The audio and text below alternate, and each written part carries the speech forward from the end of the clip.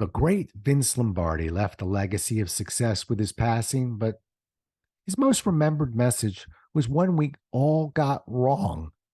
Let's have ourselves a pocket sized pep talk, and I'll set the record straight. A Pocket Sized Pep Talk, the podcast that can help energize your business and your life with a quick, inspiring message. Now, here's your host, Rob Jollis. While I was growing up, I was a fan of the late Vince Lombardi. Not only was he one of the greatest coaches ever, but he also finished his career with my home team, the Washington, we'll call them Commanders. He was also the man who is forever linked to the following words: winning isn't everything, it's the only thing. There's one irony to this. Lombardi did not come up with that quote, and he didn't mean it when he said it. For the record, the quote was actually attributed to Henry Red Sanders, the football coach for the UCLA Bruins in 1950.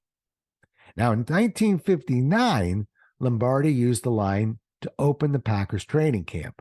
According to the late James Michener's Sports in America, Lombardi claimed to have been misquoted. What he intended to say was this: winning isn't everything.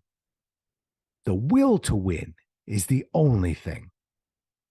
That certainly changes the intent of that quote now, doesn't it? It also gives you a little more insight into the nature of Lombardi. Listen to the quote again. Winning isn't everything. The will to win is the only thing. He was saying effort is what ultimately defines success. This is an important distinction because I think we often define success by counting our victories.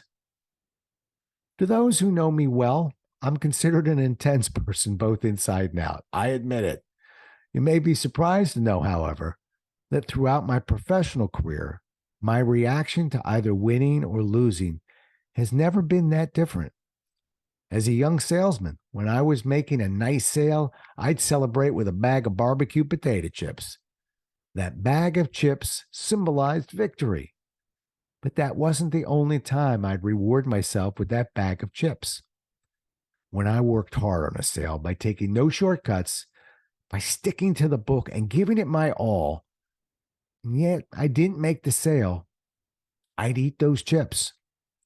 It was a struggle at first because I never wanted to get into the habit of rewarding failure. But I wasn't rewarding failure. I was rewarding effort.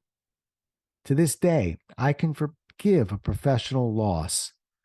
What I can't forgive is a loss knowing I didn't do all I could to be successful.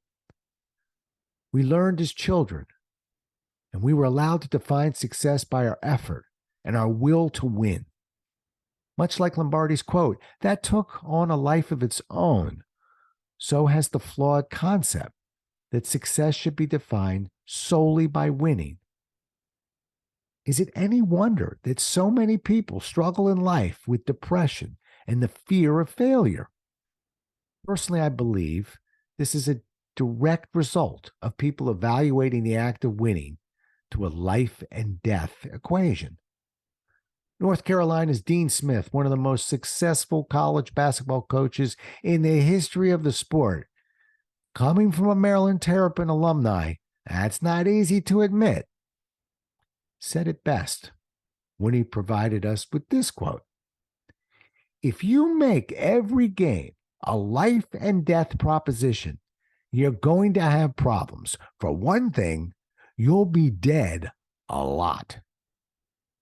Let's pay tribute to Vince Lombardi and remember him for his real message.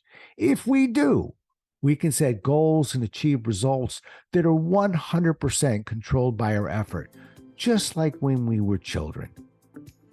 I think we'd all be a lot happier with ourselves if we did, don't you?